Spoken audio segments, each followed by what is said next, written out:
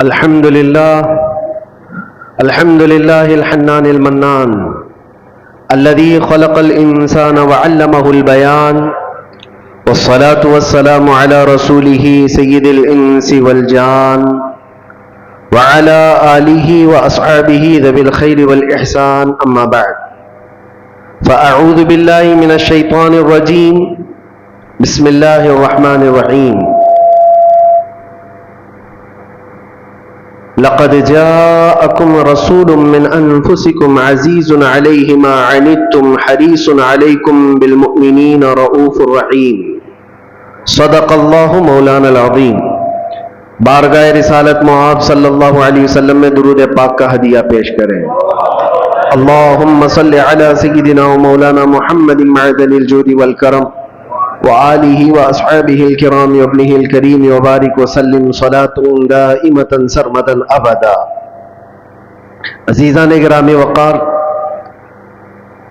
اللہ رب العزت نے ہمیں شعبان کا مہینہ عطا فرمایا، جس کو میرے آقا صلی اللہ تعالی علیہ وسلم نے ارشاد فرمایا کہ شعبان میرا مہینہ ہے.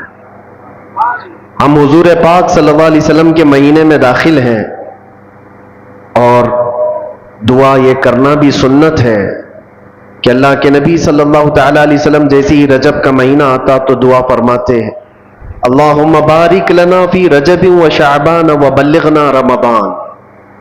اے اللہ ہمیں رجب اور شعبان میں برکت دے اور رمضان تک ہماری زندگی کو پہنچا دے. یہ دعا سنت ہے. ہم بھی دعا کرتے ہیں کہ مولا شعبان کا مہینہ عطا کیا ہے تو اس سال کا رمضان بھی عطا فرما دے. عزیزان گرامی، حضور پاک صلی اللہ تعالی علیہ وسلم کی ذات اقدس کو رب کریم نے ہمارے درمیان اس طرح سے رکھا ہے کہ ہمارا ہر کام اور ہماری ہر شے حضور پاک صلی اللہ تعالی علیہ وسلم سے جڑی ہوئی ہے. اسی لیے اس کو اگر ایک جملے میں سمجھنا ہے تو وہ یوں ہے، وہ جو نہ تھے تو کچھ نہ تھا، اور وہ جو نہ ہو تو کچھ نہ ہو. ہماری زندگی حضور کے بغیر کچھ نہیں ہے، اور نہ ہی ہمارے سفر کا کوئی حصہ اور نہ ہی کوئی منزل حضور کے نام کے بغیر ہو سکتی ہے. جو چاہے دین سے باہر کچھ بھی کر لو، دین کے اندر حضور ہے. نبی پاک صلی اللہ تعالی علیہ وسلم کو چھوڑ کر کے اگر کوئی یہ کہتا ہے کہ یہ بھی حصہ ہو سکتا ہے تو ناممکن ہے، پاسبل نہیں. عزیزان گرامی، اعلیٰ حضرت فاضل بریلوی رضی اللہ تعالیٰ عنہ تو یوں فرماتے ہیں، وہ جہنم میں گیا جو ان سے مستغنی ہوا. مستغنی کا مطلب جو کہتا ہے کہ اب مجھے نبی کی حاجت نہیں ہے، اگر مجھے رسول کی حاجت نہیں، ضرورت نہیں، جو یوں کہا وہ جہنم میں گیا جو ان سے مستغنی ہوا. ہے خلیل اللہ کو بھی حاجت رسول اللہ کی، ہے خلیل اللہ کو بھی حاجت رسول اللہ کی. سیدنا ابراہیم خلیل اللہ علیہ الصلوۃ والتسلیم اولو العزم پیغمبر ہے، وہ جلیل القدر پیغمبر ہے جن کی آزمائشیں صبح قیامت تک یاد کی جاتی رہیں گی، جن کے بیٹے کا ذبح ہونے کا، اور جن کے بہت سارے ایسے کردار جو حج اور عمرے میں ادا کیے جاتے ہیں. ان کی زندگی پاک کا ایک بہت اہم واقعہ کہ آپ کو آگ میں ڈالا گیا تھا. پتہ ہے حضرت ابراہیم علیہ الصلوۃ والتسلیم کو آگ میں ڈالا گیا تھا، لیکن بھڑکتی ہوئی آگ نے آپ کا کچھ نہ بگاڑا. حضرت ابراہیم علیہ السلام صحیح سلامت اس آگ سے باہر آئے. آپ کو پتہ ہے مفسرین فرماتے ہیں وجہ یہ ہے کہ ابراہیم علیہ السلام کی پیشانی میں اس وقت نور محمدی جگمگا رہا تھا. حضور پاک صلی اللہ علیہ وسلم کس کی اولاد میں سے ہیں؟ ابراہیم علیہ السلام کی اولاد میں سے. اور یہی کہا ہے کہ جب حضرت اسماعیل علیہ السلام کو ذبح کرنے کے لیے ابراہیم علیہ السلام لٹائے تو وہ تیز چاقو ان کے ہاتھ میں تھی کہ وہ پتھر کو مارتے تو 2 ٹکڑے ہو جاتے تھے، پتھر کٹ جاتا تھا. لیکن اسماعیل علیہ السلام کے نرم و نازک گلے پہ چلاتے تو چلتی نہیں تھی، گلا کٹتا نہیں تھا. 3 مرتبہ کوششیں کی ابراہیم علیہ السلام نے، گلا کٹا نہیں. اور پتھر پر مارتے تو پتھر کٹ جاتا تھا. मुफस्सिरीन फरमाते वजह वहां पर भी यही है कि इस्माइल अलैहिस्सलाम की पेशानी में नूर मोहम्मदी मौजूद था। अभी मोहम्मद मुस्तफ़ा सल्लल्लाहु अलैहि वसल्लम को कायनात में आना बाकी था। हर जगह जलवे मुस्तफ़ा के देखोगे। इसीलिए आला हज़रत ने कहा है खलीलुल्लाह को हाजत रसूलुल्लाह की। जब अंबिया किराम अलैहिमुस्सलाम को नबी की हाजत है तो हम और तुम क्या है? उम्मती हैं। हमें बगैर मुस्तफ़ा करीम सल्लल्लाहु तआला अलैहि वसल्लम के यहां पर कोई चीज हासिल करना पॉसिबल नहीं है। इसीलिए आला हज़रत फरमाते बखुदा खुदा का यही है दर। बखुदा मतलब कसम खुदा की। बखुदा का मतलब होता है कसम खुदा की। बखुदा खुदा का यही है दर, नहीं और कोई मफर मकर। उर्दू हार्ड है लेकिन समझ ले तो समझ में आ जाए। मफर कहते भागने की जगह और मकर कहते ठहरने की जगह।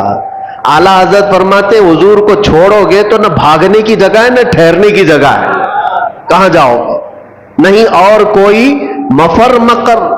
और अगर कोई ये कहता है मैं बहुत पहुंचा हुआ हूं, अल्लाह की बारगाह में मेरा बड़ा मकाम है, कोई अपने आप को वली भी साबित करता हो या कुछ लोगों ने मिलकर के किसी को वलीउल्लाह बना दिया हो, सब कान खोल करके सुन ले।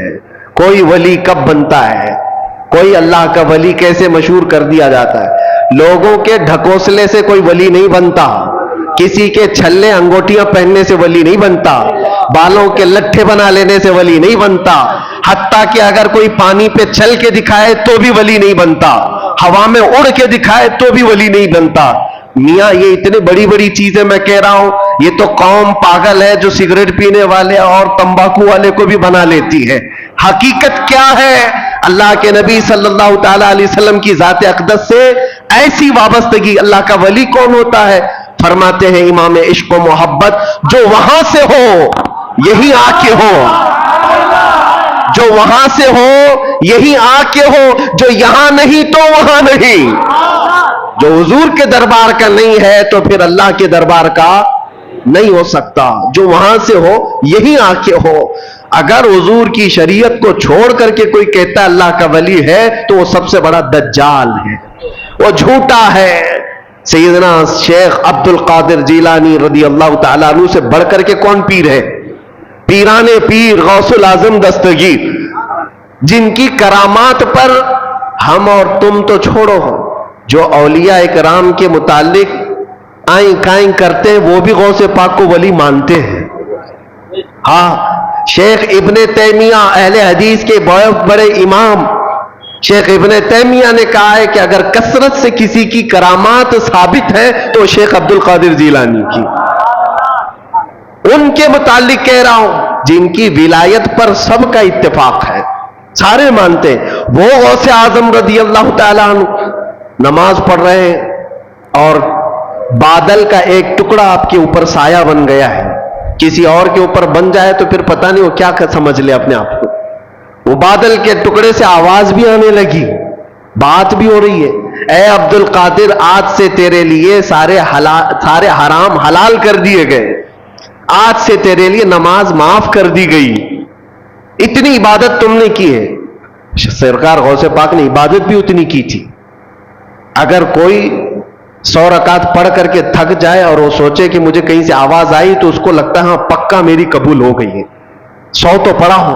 गौसे पाक तो 40 साल तक पूरी रात इशा से लेकर फजर तक खड़े रहे, 40 साल तक। हड्डियां निकल आई थी जिस्म से, एक अंगूर के दाने से सहरी करते और एक गिलास पानी से इफ्तार किया करते। और इतनी कसरत से इबादत के बाद अगर आसमान से आवाज आए तो बंदे को यकीन हो जाना चाहिए कि मेरी तो इबादतें इतनी हैं, हो सकता है डायरेक्ट मेरे पास अल्लाह की तरफ से बात आ रही। लेकिन गौसे पाक की तरफ आवाज आई बादल के टुकड़े से, ए अब्दुल कादिर आज से तेरे लिए नमाज माफ है, सारे जितने तुम्हारे लिए हराम चीजें थे हलाल हो गई।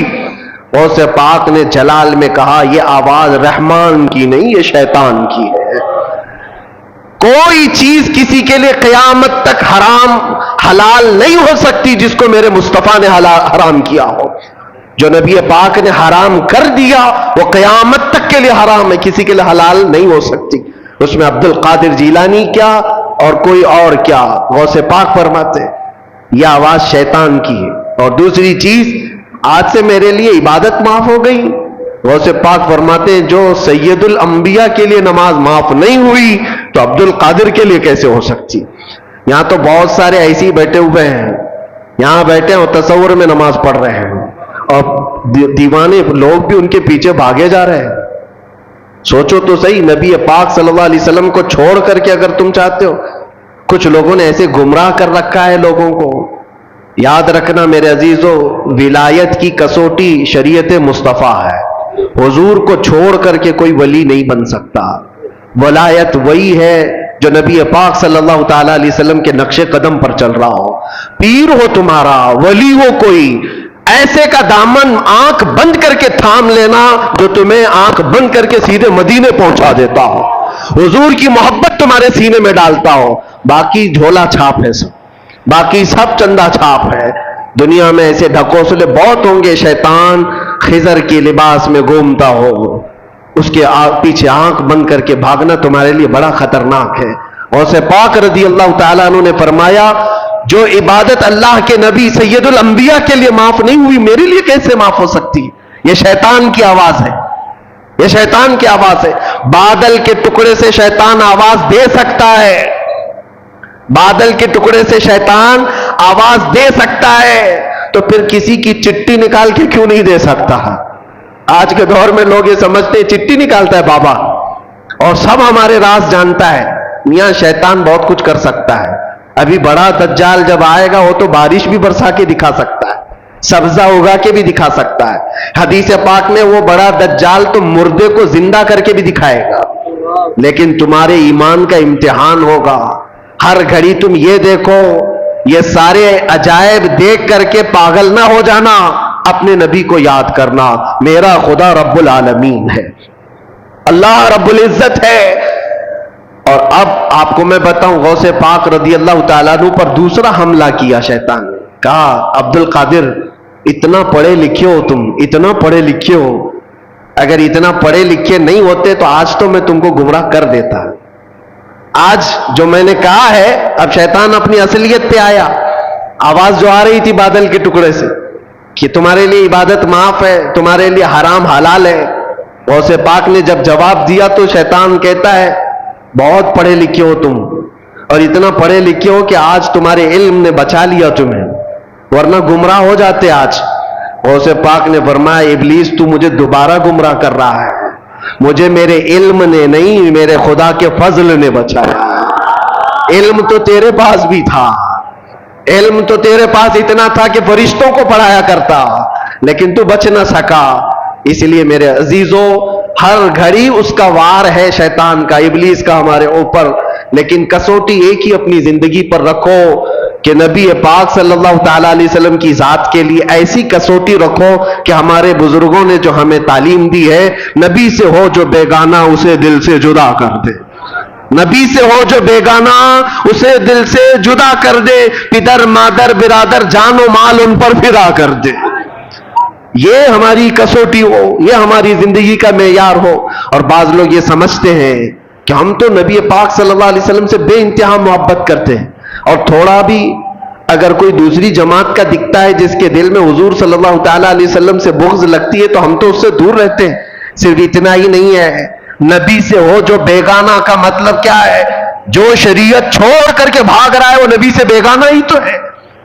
حضور پاک صلی اللہ تعالیٰ علیہ وسلم سے اپنا دامن چھڑانے کی بات کرتا ہے، وہ نبی سے بیگانہ ہے۔ ایسے کو نہ تم اپنا دوست بناؤ، نہ اپنوں کے صحبت میں اس کو رکھو، اس لیے کہ قیامت کے دن جب پکڑ ہوگی، بروں کی صحبت کی وجہ سے بہت سارے ایسے ہوں گے جو جہنم میں جا رہے ہوں گے۔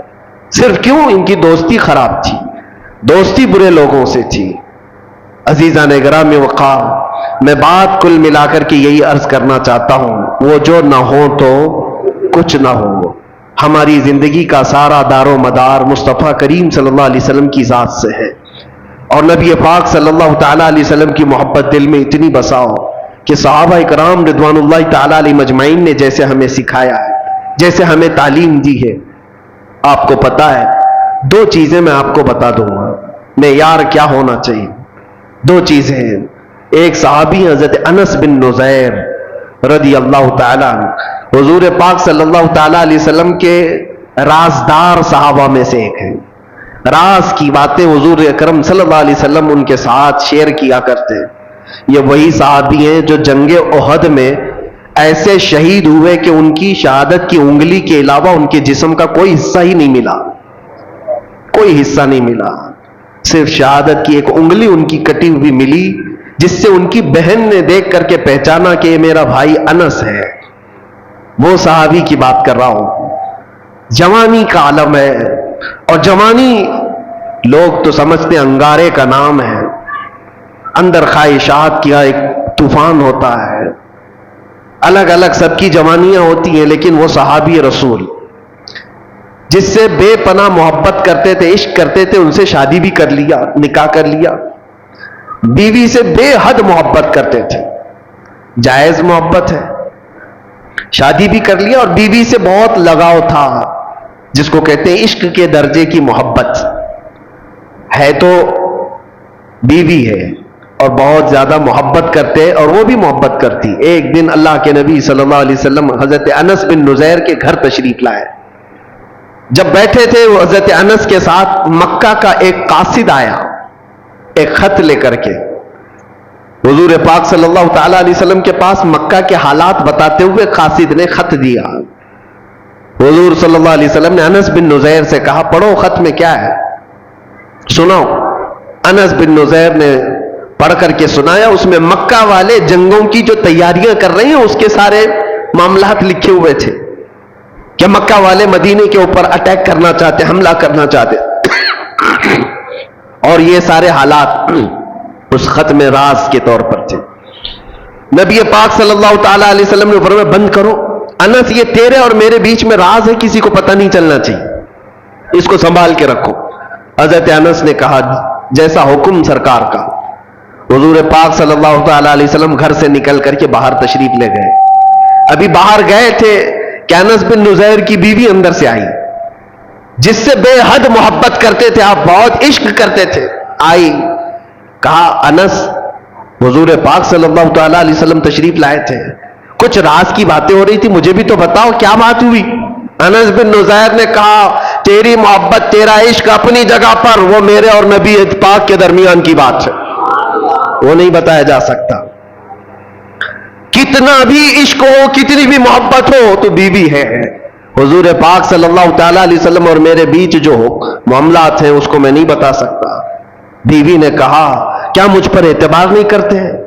کہا, پورا اعتبار ہے, یقین بھی ہے, لیکن حضور پاک کے حکم سے بڑھ کر میرے لیے کائنات میں کوئی چیز ہی نہیں. بیوی نے ہنس کر کے کیا کہا, چلو نہیں بتاتے کوئی بات نہیں, میں نے سن لیا ہے دیوار کے پیچھے سے, سن لیا ہے میں نے کیا بات ہوئی ہے. کہا, کیا بات ہوئی؟ کہا, وہی تو مکہ والے جنگوں کی تیاریاں کر رہے ہیں, وہ خط میں یہ چیز آئی ہے.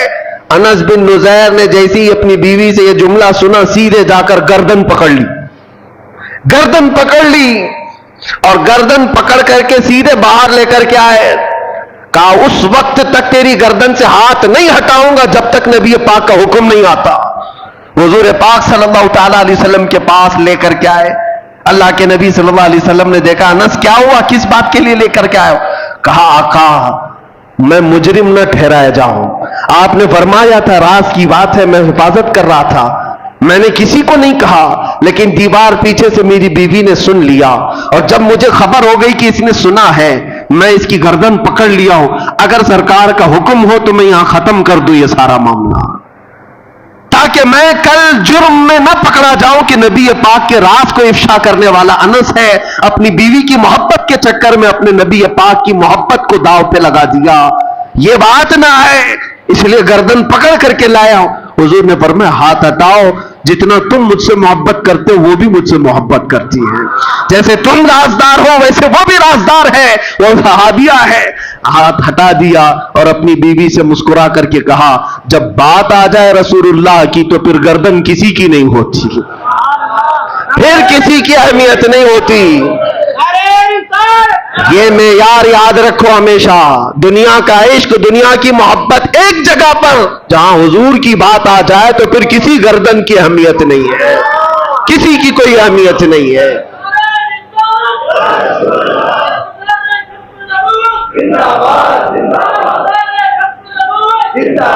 یہی معیار صحابہ نے ہمیں دیا تھا، یہی معیار. اور آج جو چیزیں ہمیں روک لیتی ہیں میرے عزیزو، یہ ہمارا کمفرٹ جینے کا شوق، ہمارا آرام سے رہنے کا شوق ہمیں بہت ساری قربانیوں سے پیچھے لے جاتا ہے. کیوں نہیں بات کرتے آج کوئی حضور پاک صلی اللہ تعالی علیہ وسلم پر اگر کتے بھونکتے ہو، کوئی خاموش بیٹھتا ہے یا کوئی خاموشی سے سنتا ہے تو صرف اس کے پاس ایک مجبوری ہے، بولوں گا تو میرے بیوی بچوں کا کیا ہوگا، میرے گھر بار کا کیا ہوگا، میرے جائیداد کا کیا ہوگا. میں پوچھتا ہوں کیا وہ صحابہ کے بیوی بچے نہیں تھے، ان کی جائیدادیں نہیں تھی، ان کے گھر بار نہیں تھے؟ عزیزان گرامی وقار، ان کے تو ایسے تھے جن سے وہ کمال درجے عشق کرتے، محبت کرتے، لیکن جب حضور کی بات آتی تو کہتے کل جہاں ایک طرف میرے مصطفیٰ کی محبت الگ ہے، اس کا مقام الگ ہے.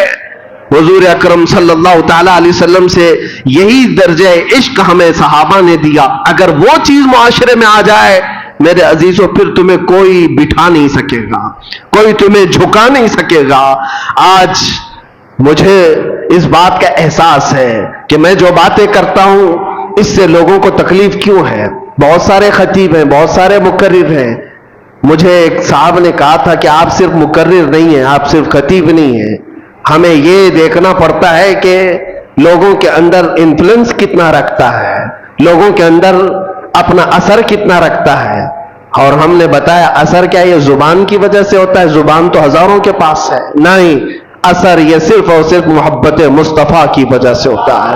اور جہاں بندہ یہ احساس کر لے جاتا ہے میری ذمہ داری ہے، میں نبی کا ہوں اور میری ذمہ داری ہے، میرے عزیزوں، پھر کسی خطیب اور مقرر کی بھی اسے ضرورت نہیں پیش آتی. وہ صحابہ اکرام رضوان اللہ تعالی علیہم اجمعین کو قربانیاں دینے کے لیے کسی نے اکسایا تھا، کسی نے ابھارا تھا. کیسے وہ صحابیہ کی بات جب میں یاد کرتا ہوں تو رونگٹے کھڑے ہو جاتے ہیں. جنگ کے میدان کے بعد آتی ہے حضور کی بارگاہ میں اور کہتی ہے سنا ہے میرا جوان بیٹا شہید ہو گیا، اگر آپ حکم دیں تو میں اپنے بیٹے کی لاش دیکھوں. یا خبر آ جائے کسی کے مرنے کی تو کیا حالت ہوگی. لیکن ایک ماں ہے، حضور سے اجازت لے کر آتی ہے، اگر حکم دیں تو میں اپنے جوان بیٹے کو دیکھوں. حضور نے فرمایا دیکھ سکتی ہو، جاؤ. میدان میں لاشیں ہیں، اس میں ایک جوان بیٹا خون میں لت پت اس بوڑھی خاتون کا نیچے ہے. لاش کو اٹھایا، کپڑے ہٹایا، جبہ ہٹا کر کے پیٹھ کو دیکھا، پھر بوسہ لیا اور سجدہ کیا. جو صحابہ کھڑے تھے پوچھتے اماں جانی کیا کر رہی ہو؟ کہتی ہے خاتون مدینے کی، جب یہ جوان میرے گھر سے نکل رہا تھا میرا بیٹا، میں نے اسے وصیت کی تھی، سنا ہے کہ حضور پاک صلی اللہ تعالی علیہ وسلم پر وقت سخت آ گیا ہے، مشرکین سختی سے حملہ کر دیے ہیں، بیٹا یاد رکھنا اگر حضور کو چھوڑ کر میدان سے بھاگتے ہوئے مارا گیا تو میں اپنا دودھ معاف نہیں کروں گی. میدان چھوڑ کر بھاگتے ہوئے مارا گیا تو میں اپنا دودھ نہیں معاف کروں گی. اور میں نے سنا آج میدان میں سے بہت سارے لوگوں پر ایسے حالات آ گئے تھے کہ ان کو بھاگنا پر مجبوری آ گئی، وہ ادھر ادھر بکھر گئے تھے. مجھے ڈر یہ تھا کہ میرا بیٹا بھی تو بھاگتے ہوئے نہیں مارا گیا. میں میدان میں آ کر یہی تو دیکھ رہی تھی پیٹھ پر تیر کے نشان تو نہیں ہے کہ بھاگتے ہوئے اس کو پیچھے سے کسی نے مارا. پھر میں سجدہ شکر اللہ کی بارگاہ میں اس لیے ادا کر رہی ہوں میرے بیٹے کی پیٹھ پر ایک بھی نشان نہیں ہے، جتنے سب سینے پر کھا کر کے مرا. وہ مائیں کیسی تھی، قربانیاں اور ان کے بعد سامنے بچوں کی لاشیں ہیں، اور وہ یہ کہتی اللہ کا شکر ہے کہ میرا بیٹا جمع مردی کے ساتھ گیا ہے. وہی مدینے کی خاتون ہے، وہ آتی ہے بارگاہ مصطفیٰ میں اور عرض کرتی ہے یا رسول اللہ کل مصیبت بعدک جلن، آپ ہیں تو پھر ہر مصیبت حل کی ہے. اے اللہ کے نبی آپ ہیں تو پھر ہر مصیبت حل کی ہے. اسی لیے اے نوجوانوں یاد رکھو ایک بات، دنیا ساری ٹھوکر مار دے لیکن آمینہ کا لال کبھی تمہیں تنہا نہیں ہونے دے گا. حضور پاک صلی اللہ تعالی علیہ وسلم کی محبت ہر جگہ کا آسرا ہے.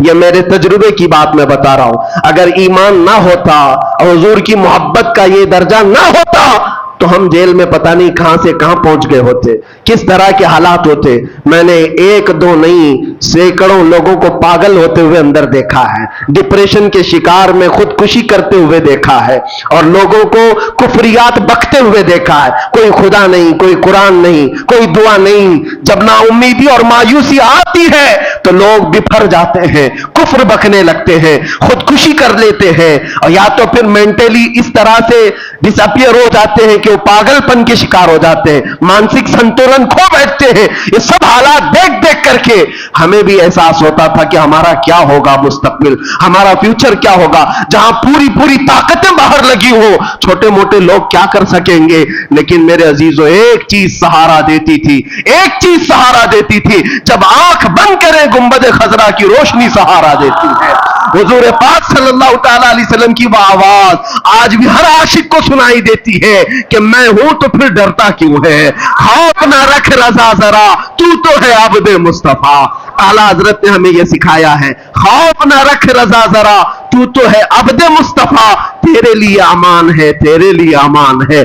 ہاں ڈر آئے گا, خوف آئے گا, مصیبت آئے گی, لیکن وہ کچھ دیر کی ہوگی, کچھ دیر کی ہوگی. اسی کو ہم کہتے ہیں کچھ دیر کی خاموشی, اسی کو ہم کہتے ہیں. ہر چیز آئے گی, مصیبت آئے گی, امتحان آئیں گے, کچھ دیر کی ہے. اس لیے کہ دنیا میں اللہ نے دستور بنائے رکھا ہے کہ رات آتی ہے تو صبح بھی ہوتی ہے. رات زیادہ دیر تک نہیں رہتی, سورج کو نکلنا ہے.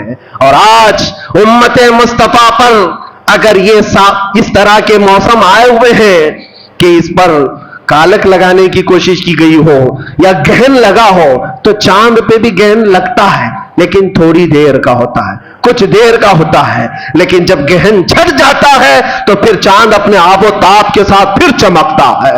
اور ہم سب کی زندگی کا یہی دستور ہے میرے عزیزو. ایمان والے ہو تو ایک بات یاد رکھنا, جہاں میں اہل ایمان مثل خورشید جیتے ہیں. یہ سمجھ کے چلو, جہاں میں اہل ایمان مثل خورشید جیتے. خورشید سورج کو کہتے ہیں. ایمان والوں کی مثال شاعر یہ کہہ رہا ہے, دنیا میں ایمان والے سورج کی طرح جیتے ہیں, ادھر ڈوبے ادھر نکلے, ادھر ڈوبے ادھر نکلے. ان کے لیے ہمیشہ کا غروب نہیں ہے. ہاں, انگریز نے علامہ کفایت علی کافی رحمت اللہ علیہ کو مراد آباد کے چوک پر شہادت دی تھی, یعنی پھانسی پر چڑھایا تھا. وہ ایسے کفایت علی کافی جن کی زبان میں بلا کا اثر تھا, جب بولتے تھے تو لوگوں کے دل ہچکولے کھاتے تھے. انہیں میں تو کہا تھا کوئی گل باقی رہے گا نہ چمن رہ جائے گا, پر رسول اللہ کا دین حسن رہ جائے گا. یہ پھانسی کے پھندے پر آپ نے پڑھا تھا جب پھانسی دی جا رہی تھی. کفایت علی کافی یہ مراد آباد میں, مراد آباد کو اس لیے میں بار بار فوکس کر کے بتا رہا ہوں, توجہ, یہ یو پی کا ایک شہر ہے. پھانسی دے دیا, 3000 انگریزوں نے پکڑا تھا ایک عالم دین کو, ایک عالم دین کو پکڑنے کے لیے. اس لیے کہ یہ باطل قوتیں ہمیشہ یہ بتاتی ہیں ہم کتے اور تم شیر ہو, ہمیشہ وہ بتاتی ہیں جھنڈ میں آ کر. کفایت علی کافی کو جب پھانسی دی گئی تھی تو 8 دن تک جشن منایا گیا تھا. جشن منایا گیا کہ ایک ایسا بولنے والا یہ ختم ہو گیا, کفایت علی کافی چلا گیا. لیکن پاگلوں کو یہ پتہ نہیں ہے رب قدیر کا دستور کیا ہے, اس کا قانون کیا ہے. مراد آباد شہر سے صرف 100 کلومیٹر دور بریلی شریف ہے. ادھر کفایت علی کافی کو پھانسی پر چڑھایا جا رہا تھا اور ادھر بریلی میں امام احمد رضا پیدا ہو رہے ہیں. جہاں میں اہل ایمان مثل خورشید جیتے ہیں, ادھر ڈوبے ادھر نکلے, ادھر ڈوبے ادھر نکلے. کفایت علی کافی تو یہ کہتے تھے کوئی گل باقی رہے گا نہ چمن رہ جائے گا, پر رسول اللہ کا دین حسن رہ جائے گا. لیکن بریلی والا تو یوں کہنے لگا وہ کمال حسن حضور ہے کہ جہاں میں کہ گمان نقص جہاں نہیں, یہی پھول خار سے دور ہے, یہی شمع ہے کہ دھواں نہیں. ایک کفایت علی کافی کو پھانسی پر چڑھا کر 8 دن جشن منایا, لیکن بریلی والا اٹھ کر کے ایسا عشق پلایا کہ کونے کونے سے آواز آنے لگی, ڈال دی قلب میں عظمت مصطفیٰ سیدی اعلیٰ حضرت. ہاں, اللہ کا یہ دستور ہے. آج میں یہاں کھڑا ہوں, کل نہیں ہوگا, اور کوئی اور آئے گا, لیکن یہ منبر خالی نہیں ہوگا. یہ ممبر خالی نہیں ہوگا، یہ مسجد ویران نہیں ہوگی. میں اسی مسجد کا امام، میں اسی ممبر کا ایک خطیب رہا، لیکن میرے بعد لوگ آتے گئے جاتے گئے. کیا کسی دن نماز بند ہوئی؟ کیا کسی دن خطبہ ختم ہو گیا؟ ہم تو ذریعہ ہیں. اللہ تبارک و تعالی ہمیں یہاں پر وقت مقررہ کے لیے رکھتا ہے. اسی طرح سے ہمارے بعد بھی آئیں گے، لیکن یاد رکھنا اللہ کا وعدہ ہے کہ لوگ اپنے منہ کے پھنکوں سے چراغ خدا کو بجھانا چاہتے ہیں، اور اللہ صبح قیامت تک اس چراغ کو روشن رکھے گا. لیکن ہم سب کی اور آپ کی ذمہ داری یہ ہے، ایسے جتنے بھی آئے ٹوپی پگڑی جبہ دیکھ کر کے نہیں پہچاننا، کبھی بھی نہیں. ہمارا معیار، ہماری کسوٹی یہ سارے لباس نہیں ہے، چال چلن نہیں ہے، چلت پھرت نہیں ہے، زبان نہیں ہے. ہماری کسوٹی صرف اور صرف ایک ہے. کسی کے اندر جھانک کر کے بھی دیکھو، گھس کر کے بھی دیکھو، ایک چیز ملنا چاہیے، وہ جو نہ ہو تو کچھ نہ ہو. وہ یہی کہنے والا حضور کے بغیر کچھ نہ ہو. اس کے اندر اتنی محبت اور اتنا عشق ہو تو پھر وہ کسی کسان کا بھی بیٹا ہو، ہمارے سر کا تاج ہے، وہ ہمارا امام ہے. عزیزان گرامی وقار، اسی کو میں خلاصہ کلام کے ساتھ آج یہ عرض کرنا چاہوں گا کہ اپنے حالات کو بھی بدلو. دنیا تمہارے انتظار میں ہے، دنیا تمہارے انتظار میں. تم نے اپنے اوقات کو کس چیز میں برباد کر رکھا ہے؟ سوشل میڈیا پر 18 گھنٹے برباد کرنے والے لوگ، نوجوانوں کی. آپ کے پاس موبائل ہے، اس میں دیکھ لو کبھی کبھار کہ کتنے گھنٹے آپ نے یوٹیوب یوز کیا ہے، کتنے گھنٹے انسٹا یوز کیا ہے، واٹس ایپ کتنے گھنٹے یوز کیا ہے. موبائل میں یہ ریکارڈ موجود ہوتا ہے. روزانہ کا ایک کیلکولیشن لے کر کے بیٹھو، اور اس کے بعد پھر اللہ کریم کی بارگاہ میں یہ سوچو کہ کل رب ذوالجلال کی بارگاہ میں حضور پاک صلی اللہ تعالی علیہ وسلم کے سامنے مجھ سے یہ سوال کیا جائے کہ تو اتنے گھنٹے اس موبائل کو اٹھاتا تھا، 1 منٹ 2 منٹ 3 منٹ بھی قرآن اٹھایا تھا دن بھر میں؟ کیوں نہیں اٹھایا؟ قرآن پاک کو فقط پکڑ کے تو دیکھا، مہینے گزر گئے، اٹھایا ہی نہیں ہے، چھوا بھی نہیں ہے. کیوں نہیں میرے عزیزو؟ جب ہم یہ ناانصافی اپنے ساتھ کر رہے ہیں، خود اپنے ساتھ، تو پھر کسی اور کی ظلم کی کیا شکایت کرنی ہے؟ کسی اور کے کیا واویلے مچانے ہیں؟ اپنے آپ کو بدلو. دنیا آج بھی تمہارے انتظار میں ہے کہ کہاں ہے وہ نبی پاک کا غلام جو نکلتا تھا تو اس کے چلنے کے انداز سے ہی مدینے کی خوشبو آیا کرتی تھی. آج میں چاہتا ہوں ہر جوان آ جائے. حضور پاک کی محبت کا واسطہ دیتا ہوں، حضور پاک کی محبت کا واسطہ دیتا ہوں کہ ہر نشہ کو چھوڑ دو، ہر برائی کو چھوڑ دو. وقت بہت کم رہ گیا ہے تمہاری زندگی میں بھی اور تمہاری نسلوں کے لیے بھی. اور امت پر جو حالات آ جائے، اسلام پر جو حالات آئے، بہت شارٹ پیریڈ ہے، بہت تھوڑا سا وقت ہے. کچھ کر جاؤ، کچھ اپنے آپ کو بدل ڈالو اور ایسا کر جاؤ کہ دنیا پھر یہ کہے. میرے خلاصہ کلام، میری گفتگو کا لب لباب یہ ہے، اٹھو قوت عشق سے ہر پست کو بالا کر دو، دہر میں نام محمد سے اجالا کر دو کہ محمد سے وفا تو لے تو ہم تیرے ہیں. یہ جہاں چیز ہے کیا، لوح و قلم تیرے ہیں. لبیک یا رسول اللہ، لبیک یا رسول اللہ، لبیک یا رسول اللہ. وآخر دعوانا الحمد للہ رب العالمین.